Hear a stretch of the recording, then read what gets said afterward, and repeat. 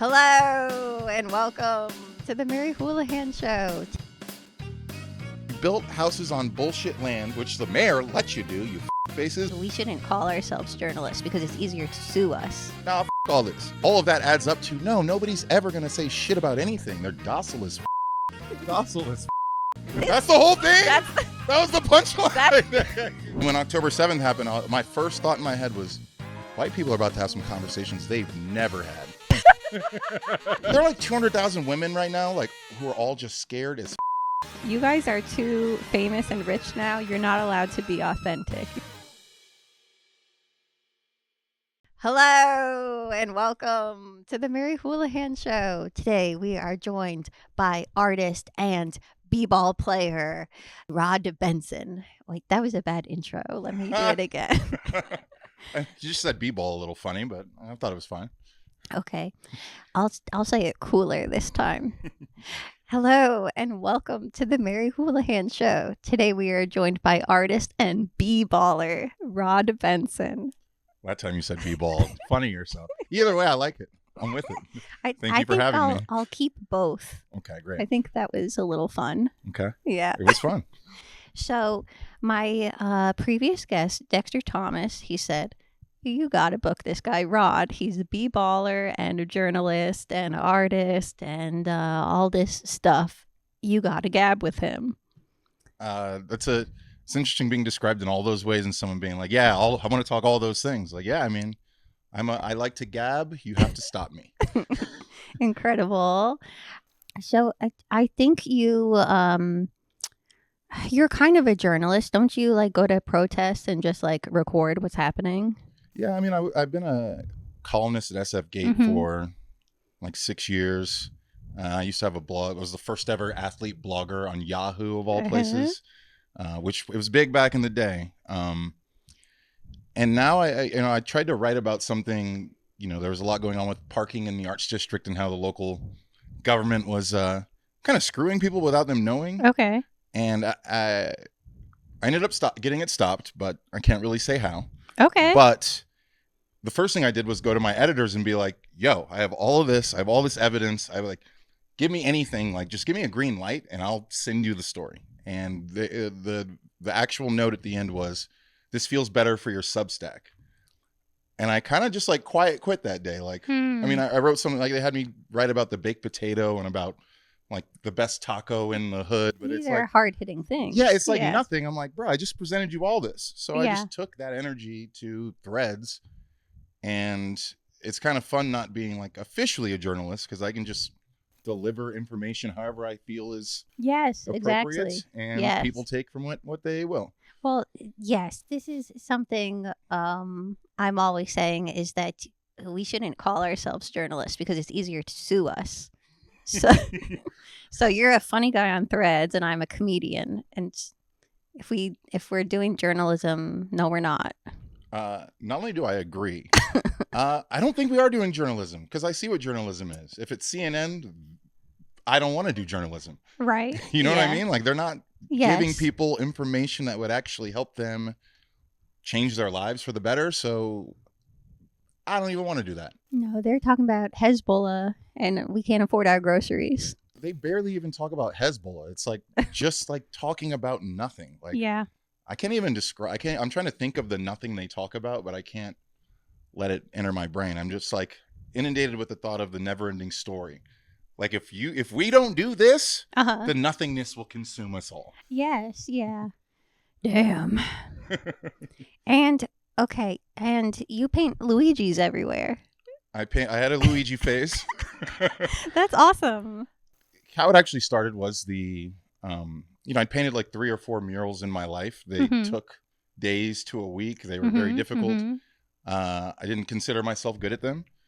Then the fires hit LA last January, and I was living at the edge of the Arts District, like 6th and Alameda, and did it rain? I don't know. It was a weird week when the fires hit. It was like just cloudy every day. I don't remember if it was raining or not, but I just went out and painted a Luigi because Luigi Mangione had just been indicted. I didn't really know how to do it. I just like literally traced it with a Sharpie and then filled it in. Turned out good. And then my boys at the paint store, at the spray paint store, were like, yo, that's sturdy. Like, keep going. And so I did. I should say, I said that backwards. I paused there because the first thing that happened was I went to the wall in the Arts District and I painted this thing that said, "We can start over." Because I know how the world is changing. I know what led to the fires, unlike Spencer Pratt. And I'm like, it's time for all of us to reset. That's what a fire is. So I say that, and then I did the Luigi second, and then I ended up doing 84 murals last year after that. And this year so far, I've done like 30. Do you do them out in the open or do you do them secret style? Pretty much out in the open. Okay. I'm unique in that I can do it fast enough that I can get it looking like a mural before people can get upset about it. Okay. And also, like, if the police show up, I'm just like, this is a misdemeanor. You see what I'm doing. I can make up anything. I don't make up stuff, but it's just I'd rather be seen doing it, so there's no sneaking around. Oh, that's a good point. Okay, I'll do that. Okay, so get this. I went to the Super Mario World. Okay. I didn't pay to go in. I just went to the mall portion. Okay. So I went to the Mario merch store and I got some Luigi merch. I got some little keychains. It's a Luigi hat and Luigi overalls. Okay. And I put them on my backpack for fun. And I think it's very fun and flirty. I have my Luigi gear. And anytime I fly, I'm like, oh, I should take this off because someone might think this is weird and they won't think it's funny and flirty. What weirdness would it be? Do you mean just like they'll hate you because they're like Luigi supporter? Like they'll be like, is this person up to something? Because of a few Luigi pins? Yeah. That's only when I'm flying, I feel that way. I can say confidently that on my carry-on, it's like hard-sided. I've had a Bernie for president sticker since 2015. Okay. And no one's ever said shit. All so right. I don't know. Maybe at the airport, people keep it to themselves. Okay. Well, maybe I'll fly with my keychains now. But also, like, who cares? Like, I'm serious. Like, I watched a video of Donald Trump farting like 16 times in front of 200 people. Like, are people still tripping off your keychain, right? Like, I know, but I want to keep being able to fly places. I don't want to be on a list. You're probably already on the list. I know. Okay. What is after happily ever after? Oh, we're going there. Right off top. After happily ever. It's such a terrible name. It is bad. After happily ever after was the reality TV dating show I was unceremoniously tricked into participating in and hated every second. How were you tricked? I think we all think that people just like want to do this thing, and there was some part of me that like did in some way. But what first happened was Boone Murray sent me a cold email asking if I wanted to be on an art-based reality show akin to Chopped. Okay. And we did like a bunch of testing around that show that was super cool.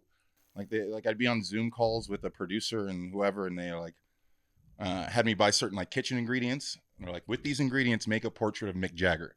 It was sick. I was like getting better at art doing the testing for the show. And then that just like fell apart, and they called me 4 months later like, we have another thing for you. It's pretty similar, but this one we can't tell you all the details about. But it's going to be tropical. It's going to be. Do you know who Jacques Neal is? No, who's that? He hosts a show at the Elysian called Comedian Clash. Okay. But I was telling him about it, and he's like, "So where is this?" I'm like, "It's in the Caribbean, I think." And he's like, "And what network?" I'm like, "BET." He's like, "You ain't going to the Caribbean." He said it so sternly, like, "You're not going to the goddamn Caribbean." 2 days before, I get an email like with the itinerary. We're going to Lexington, Kentucky. No.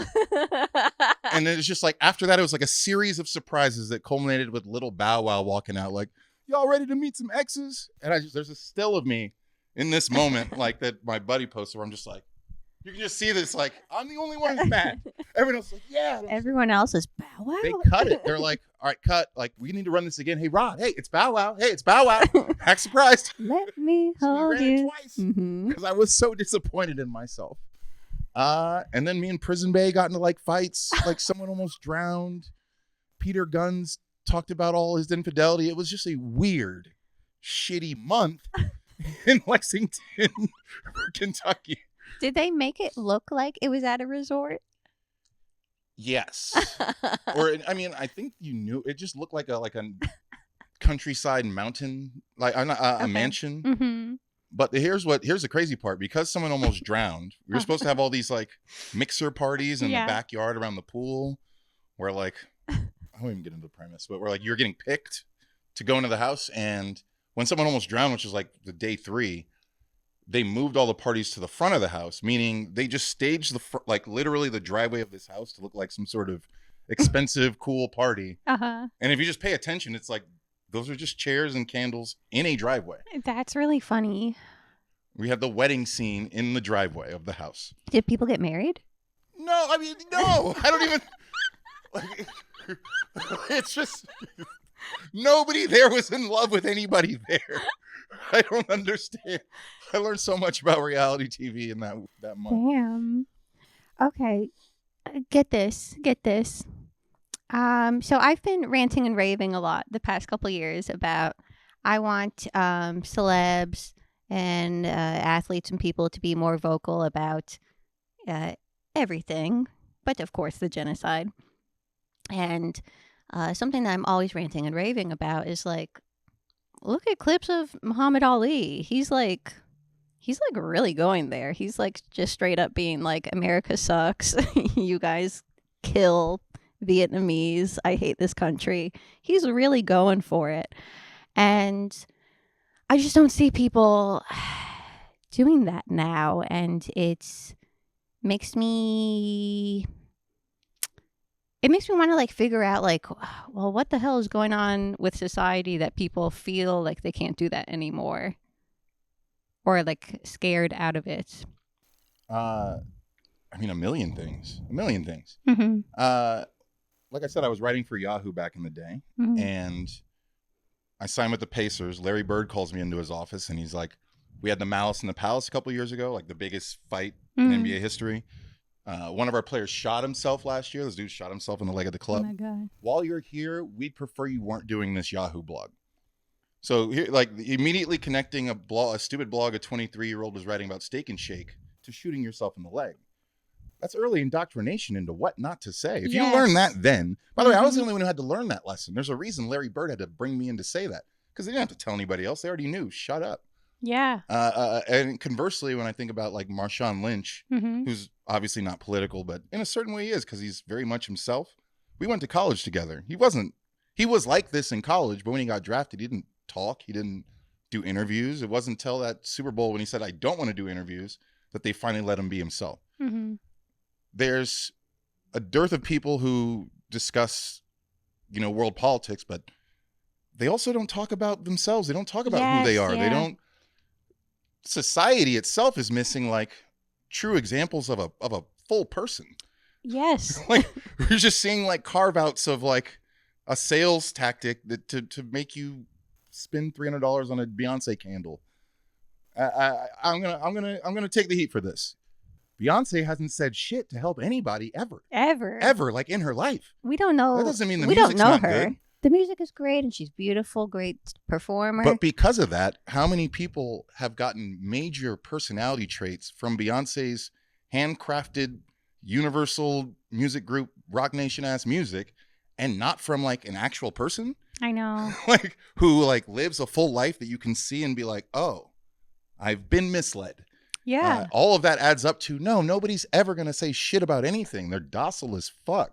Can I curse here? Please. Docile as fuck. Did you see on Netflix there's a documentary called Sunday Best? You seen this? You heard of this? I think I've seen the title screen. I don't know. I don't think I've watched it. It's about the Ed Sullivan Show and how back in the day, I mean all the time is racist, but this is a particularly racist time in America. Like, people are like bombing black people's houses, like, integrating schools and like screaming at little kids and shit. And during this time, he is booking all these black artists and like they're getting hate mail, they're getting death threats, and he's just like, it's the right thing to do, sorry. And like, and not even just like musicians, he's also getting like people that are like very vocal, like black people that the newspapers are saying this person's a communist, this person's anti-American, and he'll like book them on the show that week or the next week to just show no, they're not weird, this is like normal. And it's a great movie and it makes you think that's really cool of him, but it also like makes you so mad like looking at the state of TV today. What like we're missing. Yeah. I mean, it's a lot of people don't consider this, right? The Ed Sullivan Show, he has on all these people. I'm going to imagine that somebody in the building was also mad, right? Of course. Not just like getting letters, like maybe a producer, but maybe that producer didn't have that much power to get that shut down. But when that producer had a son and nepotized him right into the producer role for that same show, he told him, this is where I made mistakes. This is why we don't do that anymore. Mm-hmm. And now we have Jimmy Fallon. Was that his name? I don't even remember this motherfucker's name anymore. Who has never said anything about anything. I know. So that's like, I really think people believe they're living some full version of life and they just aren't. Like, you know how many people I just ask, like, if they'll be like, hey, Rod, like, what's going on with you? And I'll tell them, I'll be like, what's up with you? Oh, nothing. Like, you just can't even process a motherfucking individual thought. Sure. And all of that has, it all added up. And now we're here. Yeah. Well, Jimmy Fallon, I looked it up and he did say the word Gaza once. And here's what he said. Donald Trump says that he's going to put up hotels in Gaza. Yeah, like that's going to happen. And it was like, that's the whole thing? That was the punchline. That's literally what they're doing. That's the plan. What do you mean? We'll see that. That's the plan. Have you been out to Israel before? Never. I've been. What was it like? This was 2018, right after I retired. You understand, all my childhood friends are all Jewish. All of them. In fact, at my rich white high school where Mitt Romney's nephew was my like teammate and most popular kid in school. Where'd you go to school? Torrey Pines High School in San Diego. Okay. The only kids who would be friends with me were the Jewish kids. I was the only black kid out of 3,000. So we grew up together. So like there's all these like gray zones that as kids we kind of talked about or I'd ask about, but I realized at a certain point I just put it all on a back burner. Like there's weird energy where you're just like, oh, we know we don't talk about those things. Yes, yeah. But I ended up I went to Israel for a wedding as a result of that and to Tel Aviv. And my biggest takeaway, which was immediate, is like half of it looked like Greenwich Village, like New York. And I actually ran into 10, 15 people I knew from America there, like more than I would in New York. And then there was like the other half of it where I'm like, what is... I know. I'm in the Middle East. Wait, why are these people and these people not... Oh, no. Yeah. Oh, no. I know. And then I try to talk to it with a few friends. And like, especially when you're out there, my friends' parents were like, you can't even bring it. Like the topic starts to come up and it's just like immediate fucking anger. And I'm like, okay, I just won't then. Yeah. And then when October 7th happened, my first thought in my head was, white people are about to have some conversations they've never had. Right. And 3 years later, they're having them. I don't know how it's going, but they're talking it out. Yeah. I grew up in a very Jewish place as well. And I was dating this guy that was super pro-Palestine in 2017. And, I just like learned everything then. But, you're hearing this stuff the first time. So you kind of like don't believe it right away. You're sort of like, okay, but I'm going to like read about it and see.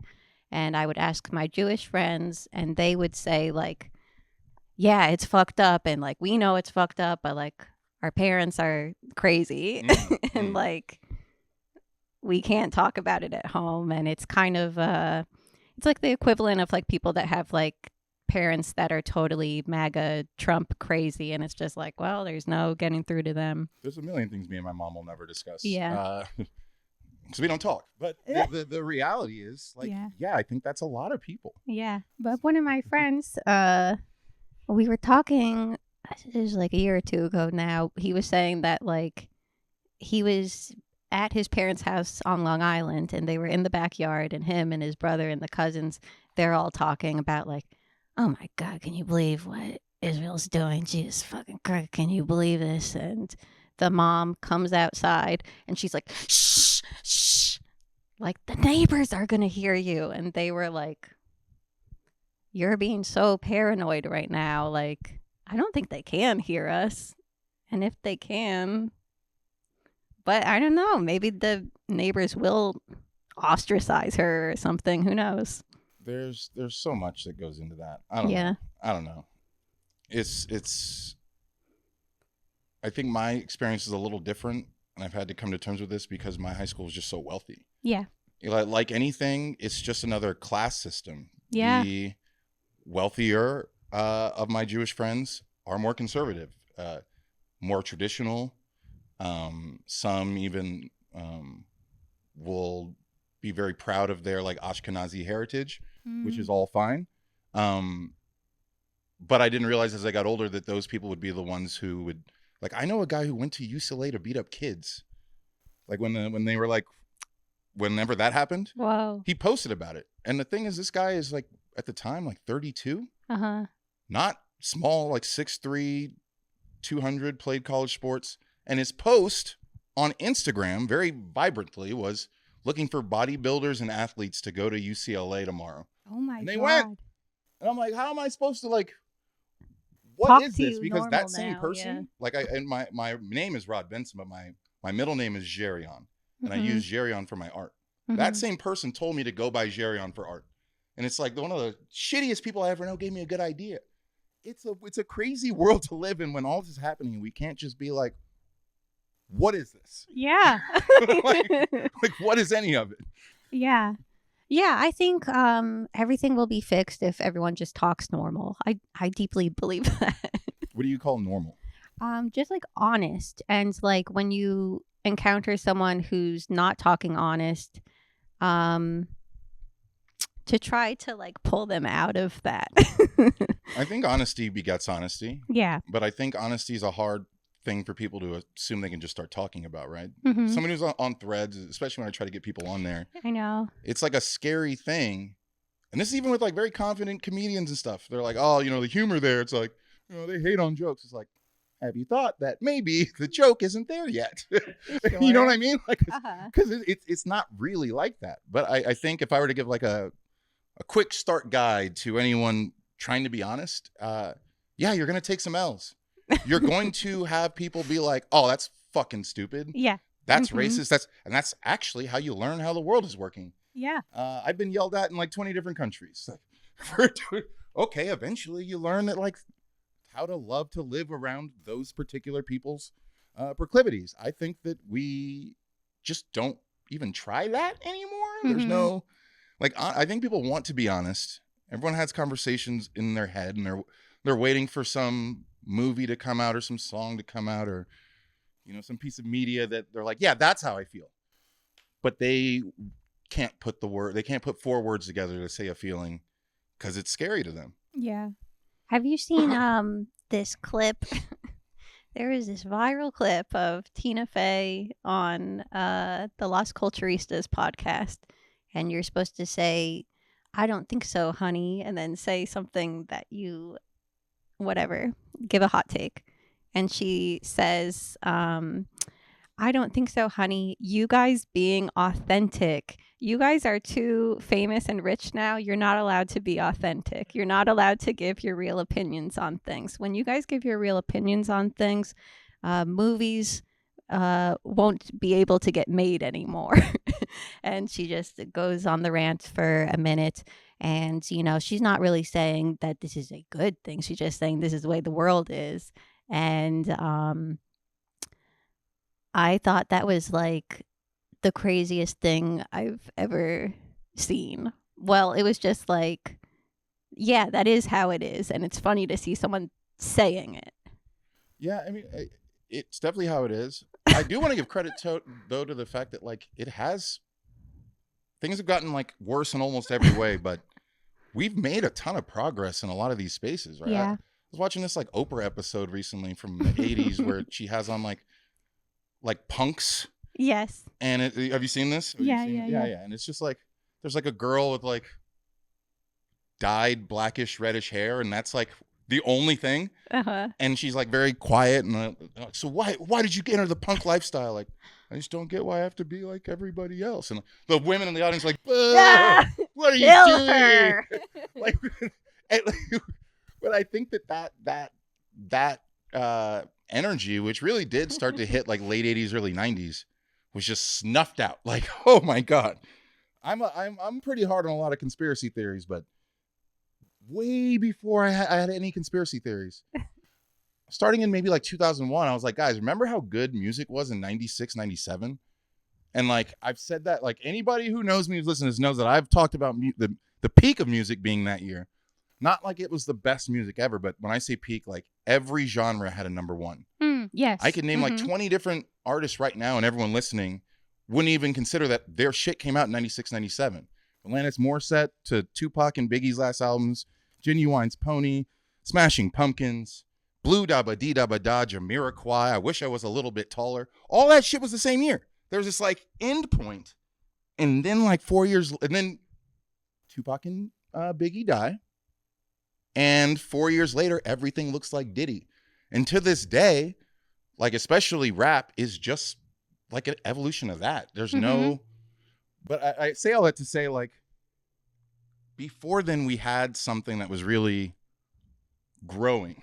And I think that we're becoming aware of the forces that snuffed it out now, because they're still actively working. We just weren't aware of it back then, of the moves that could be made to take, like, just imagine if like Tupac was 60 right now being like, nah, fuck all this. How different would the world be? I agree. I think I share a similar theory that I'll add to this theory. I feel like when I was a kid, there were way more Black Muslims in the media, and I think they're not allowed so much anymore. Yeah, cold world. Yeah. And I think it's not necessarily CIA. George Carlin has this great bit.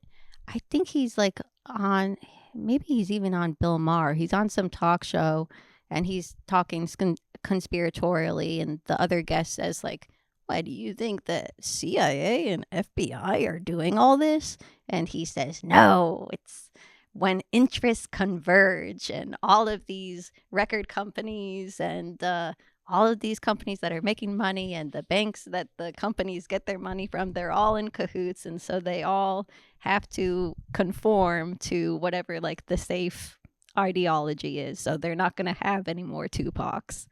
Yeah. And so that's what happened. Yeah.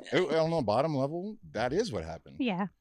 I was dating a girl recently who just kept being like, she never said it to me, thank God, but she'd be like, why is this not regular? Like, can this just get regular? Like, she would just use that word. Like, I'm not trying to clown her because it wasn't like stupid or anything, but sure, yeah.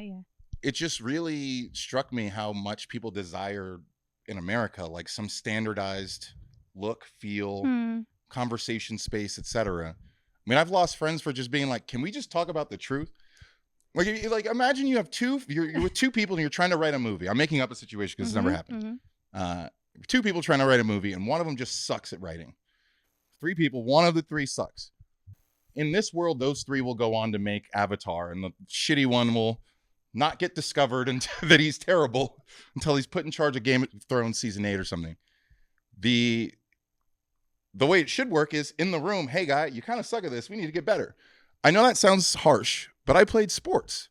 You literally can't win if you can't talk about what's actually happening in the room. Right. And there are so many people who believe that they can, or that they can circumvent those things. Yes. And then they wonder why they didn't achieve something, or they end up losing the friendship anyway. Because if you can't talk about one thing, there's probably a lot of things you're not talking about.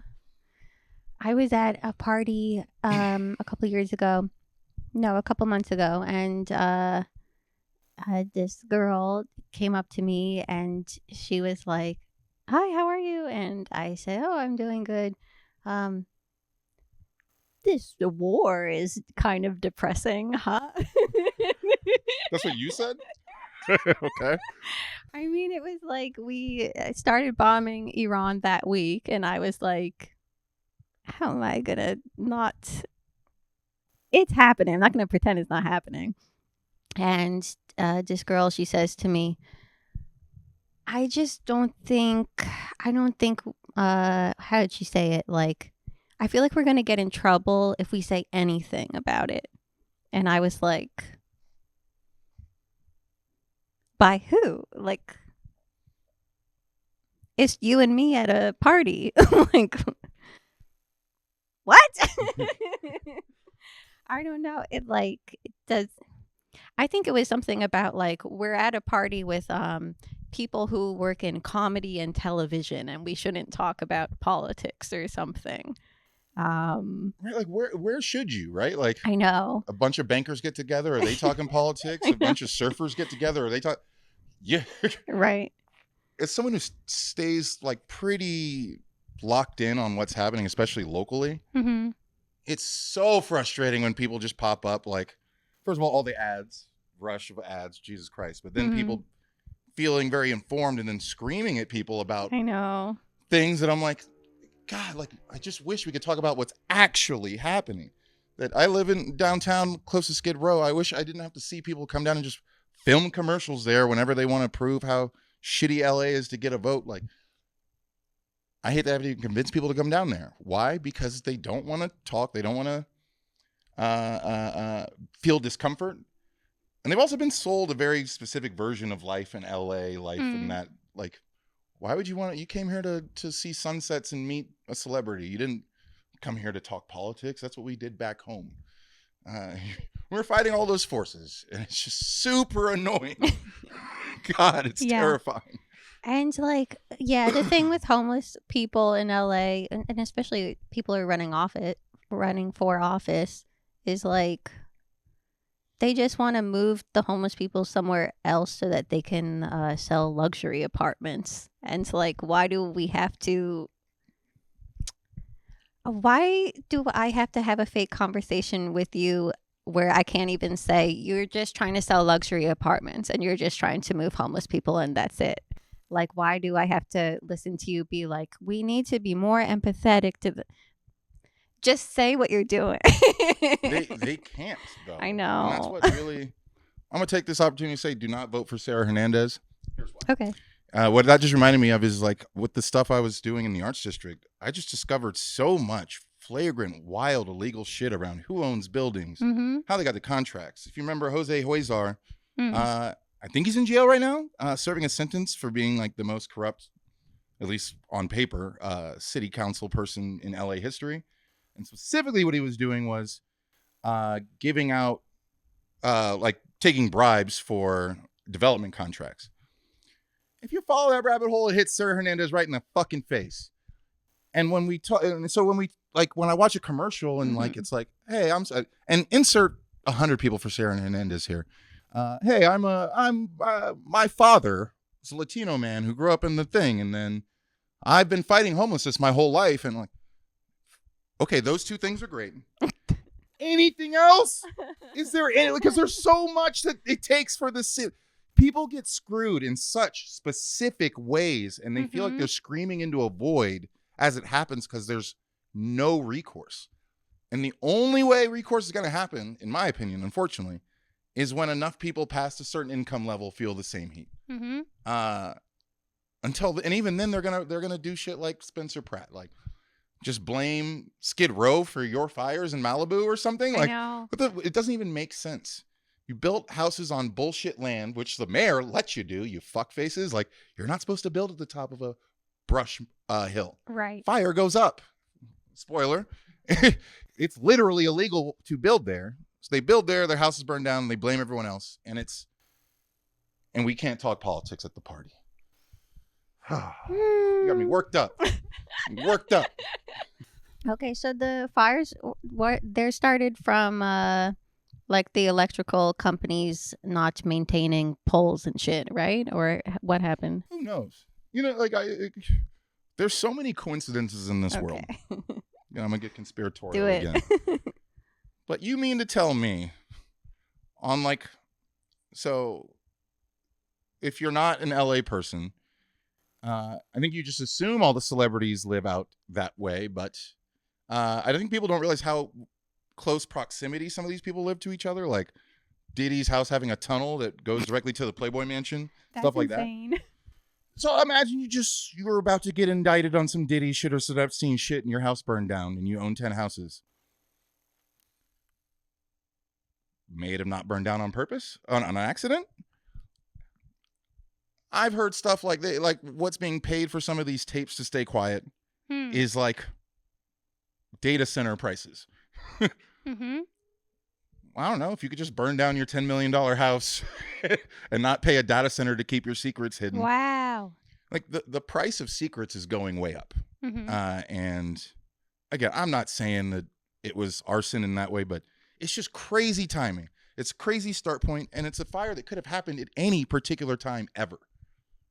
But right when Diddy's indicted, you know what I mean, when the trial's about to start, the day Diddy was arrested, early last year, charged, I forget which one. Mm-hmm. Like 80 different music and TV executives resigned that day. Most of those people live in those houses that burned down, guys. I don't know what to tell you. That day, you can look it up. See, like, down to even like Lucian Grange, the CEO of Universal Music. Who, look him up. Crazy. I want to say he resigned that day and put his son or his like nephew in charge of UMG at that point. Wow. It's like all this shit is so bullshit. It's all like just designed to make a well-to-do white woman in Santa Monica feel like nothing's happening. Yeah. But it's all happening. It's all happening now. My greatest feature at this point is I don't really have to like keep talking like this because it's all just coming out. Mm-hmm. where people are like, what? I had no idea Diddy used baby oil like that. I'm like, yeah. You know. Now, if that's true, what else is true? Right. Exactly. Let's improv this, guys. Yeah. Yes. That's the worst thing he did. There's probably nothing else to see here. There's nothing else to see like what Drake did at the Mark Hotel. Yeah. Yeah. They got away with it for so long and probably no one saw, probably no one knew. The crazy thing is like, yeah, like don't you ever consider, right? Like you have friends in the industry who I mean, because I do at least, who have been abused or been through some shit out here, right? Mm-hmm. Sometimes I got to consider with the volume, like I played basketball. I saw the volume some of my guys were like sleeping around with, right? Yep. If you're like a Diddy level and you're doing that, there's got to be like 20,000 women with this story. It's not like a small amount. They'll make it 10 different Diddys and 4 Epsteins and 20 islands. Are there like 200,000 women right now, like who are all just scared as fuck to speak up, which I believe is true, and I don't expect anyone to just do that. But like that's like societal shifting. That changes like like how people choose to live, how they see safety. Right. You're like literally ruining an entire generation of women and what they expect out of life. Yeah. And again, we just rather get a goddamn photo op in Skid Row. You know what I mean? Like, that's not a conspiracy. That's happening now. There's probably someone getting abused right now. Yes, of course. In the hills somewhere. Of course. And no one's going to care about it until it's their daughter. And then they're going to get so mad when no one cares then. I know. Well, I'm hot. We just need to be little stinkers and loudmouths so that more people go, oh, well, they're not getting in trouble. I thought you get in trouble when you talk about stuff, but I guess you can talk about it. And then more people talk and more people talk and more people talk. And then those girls can talk about what happened to them without feeling like they're going to make it look like I committed suicide or whatever. I think there will be a reckoning. I don't think it'll just come from talking. Listen, this is my imaginary 2028 I'm running for president platform. First order of business is I dismantle the NDA. NDAs are no longer a fucking thing. Unless it's like strictly a financial transaction in which the amounts being public can fuck up the transaction. No, because they're using them. I'm going to say this all started with Kobe. When Kobe was caught up in Colorado, and I don't really know like what happened in that room. What I do know is afterwards he was talking to the police saying, I should have did what Shaq did. I should have had him sign the papers. Whoa. Now I know for a fact that like if you're partying around and if you go to an NBA party, you're signing NDAs. That's what I mean. There's probably like 200,000 women, like maybe even just in Los Angeles, who have signed an NDA and can't talk about the thing. A little cap on that. I was on the phone with a woman while she was being assaulted by Harvey Weinstein, like 10, 15 years ago. Her boyfriend was in the room. He was getting mad at her. He thought she was just drunk. He was trying to call her. And then I was like, put it on speakerphone. And you could hear she just couldn't talk or whatever. Then then you heard a bunch of men, then the click. Whoa. And the next day we got the information, right? She's like, don't tell anybody this. Oh my God. Don't tell anybody. I was like, oh, I'll put this on. At the time I was with a sports column that was under USA Today. I was like, I'll put this front page. What do you mean? No, she begged me not to. I know. So the system is like designed to keep itself going unless people choose to not like the system. Yeah. But I think more people talking is so important, because the reason she doesn't want to talk is because when it's just her talking, it's very easy for people to say, she's crazy. Actually, look into her background. She's taking medication and blah, blah, blah. Like, it's so easy to smear one person, but you can't smear a revolution. That's right. You can't smear a revolution, babe. I think that's the biggest reason people don't speak up about anything ever. Mm-hmm. So for me, I'm very vocal about a lot of things, but I've lived a lot of life. Yeah. If you dig hard enough, you're going to find some bullshit. Uh-huh. What I had to do for myself is, for one, actually change my life and my behavior. Mm-hmm. And then 2, acknowledge who I used to be. And 3, then say, how do I prevent that from being just how men are, how we all, it's by living different and speaking on it. It's hard to speak on it when you haven't changed how you're living. Yes. And there's a lot of people who do like this shit. They just wish it went a little different. There was a woman on Threads the other day who posted, like, got invited to a secret party in Bel Air. Oh, no. I hear Elon Musk is going to be there. I'm definitely going, but I'm going to be safe. And it must be 1,000 comments, including mine, like, don't drink anything, don't sign an NDA. Every comment. And I'm like, who in their right mind would still want to go? I know. Someone who hasn't been honest about themselves about why they even want to go in the first place. What they think is waiting for them there. Mm-hmm. And why they'd rather gamble their whole life than just not go meet Elon Musk. Well, I mean, I think the draw is that you will get money somehow, right? By getting paid for sex, or maybe you could date some rich guy for a bit and he'll buy a bunch of shit for you. And people do risky stuff when it comes with easy money. Getting hot again. Getting hot. Getting hot. I keep adjusting because I'm like sweating, because I'm like, I just don't get to talk freely about this stuff very often. It's just upsetting. Yeah. But yeah, I think I went through kind of a phase where I was very annoyed at, like, all this stuff, like people getting abused and people being quiet about other people's abuse because the abuser is friends with a famous person or something like that. And multiple times over and over. And I sort of felt like, I don't want to, like, try to be an actor anymore. Like, I don't want to be around people like this. And I think I kind of had, like, an awakening during the genocide and seeing all these famous people, and some people I knew before they were famous, they're not saying shit. And I'm like, if I had a platform, I'd be saying shit.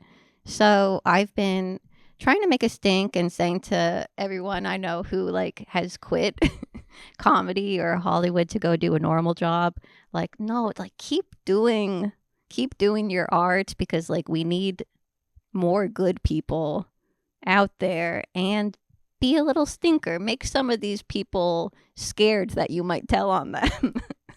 Yeah, I think that there's, you tapped into something there, like, what even draws people to LA in the first place, right? Uh-huh. I think the person who leaves just reconciles that first question better than the person who stays forever and ends up bartending till age 50 at the Tropicana pool in Vegas or something. It's like, I know people like that. Yeah. I remember 20 years ago, people being like, man, the best thing about nightlife is when you can make it out of nightlife. And now you just run the Circa pool. Like, all right, didn't make it, did you?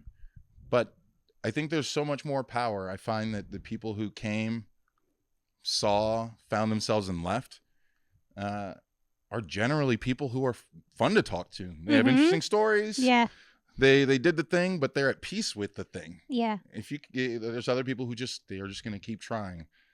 And they, bless them, you might make it. I've been watching Party Down this week, so maybe I'm in that zone, because that's like the whole point of the story is that they, like, don't ever really make it. But I think that the honesty and the peace to communicate freely can only really come once you've like devalued the thing that's holding you back. Yeah. True. Well, I can't keep you here forever. We would be ranting and raving for ages, and you would get too sweaty. I'd get hot. Do you have things to plug? Of course you do. I guess there's always something to plug. Well, I wrote a book. If you like the things that I'm saying here, actually, I have 2 books. One is called Different Dude, which is just kind of, I shouldn't say kind of, it's like chicken noodle soup for the soul meets like Space Jam meets White Man Can't Jump kind of thing. But it's a lot of these stories. Like, how did I come to these like deep conclusions, right? It's through like experiences. And it's a funny book, but it's really just kind of laying out those experiences in like a flow that you got to understand how we all ended up in a kind of a washing machine of life and learn how to take yourself out of it and get control a little bit. Again, it's not self-help. It's just, you're going to laugh a lot. And then the second book is called Things I Found in the Fire. The cover is actually the Luigi outside that's on the wall. And it's the story of the 84 murals I painted last year, like each one, and the story behind how it came to be. Awesome. Well, Rod Benson, see you later. Bye, everybody. Bye.